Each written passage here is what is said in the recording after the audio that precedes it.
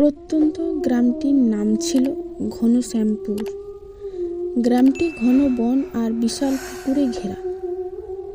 সেই বনজঙ্গলের মধ্যে অনেক পুরনো একটি পোড়ো বাড়ি ছিল, যার চারপাশে ছড়িয়ে ছিল লোকমুখে ছড়ানো নানান গল্প।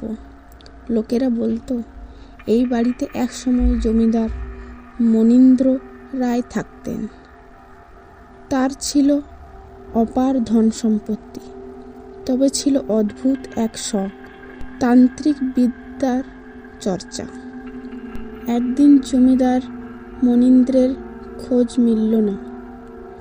সেদিন থেকে অশশীর ছায়া দেখতে শুরু করলো গ্রামের মানুষ। কেউ কেউ রাতের অন্ধকারে বাড়ির ভেতরের থেকে শোনা অজানা হাসি বা কান্নার আওয়াজের কথা বলতো। সাহসী কয়েকজন বাড়িটির কাছে যেতেও চেয়েছিল, কিন্তু গিয়ে আর ফিরতে পারেনি।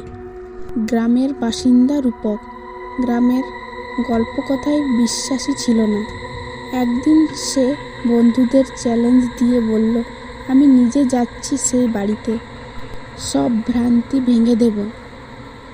রাতে টর্চ হাতে নিয়ে বের হলো রূপক। বন্ধুরা দূর থেকে বাড়িটি দেখছিল। বাড়ির দরজা সশব্দে খোলা হলো।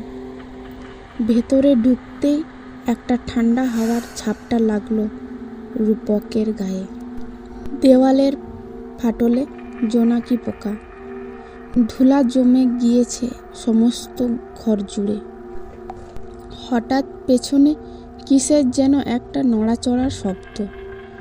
রূপক পিছন ফিরতেই দেখল একটা অন্ধকার আকৃতি দাঁড়িয়ে আছে। তার চোখে ছিল হিংস্র লাল আভা। ভয়ে জমে গেল রূপক। হঠাৎ সেই আকৃতিটি বলে উঠল, আমার বাড়িতে তুমি এসেছো কেন? সেই আওয়াজে রূপক বুঝল এটা কোনো মানুষের কথা নয়। তার মুখ দিয়ে শব্দ বেরোচ্ছে না, পা যেন মাটিতে আটকে গেছে। তারপর সেই আকৃতিটি অদৃশ্য হয়ে গেল। বাহিরে অপেক্ষামান বন্ধুরা দেখল হঠাৎ বাড়িটি আলোকিতময় হয়ে উঠেছে। একটা বিকট চিৎকার শোনা গেল, যেন কোনো যন্ত্রণা বা ভয়ের প্রকাশ। সেদিনের পর থেকে কেউ রূপককে আর দেখতে পায়নি।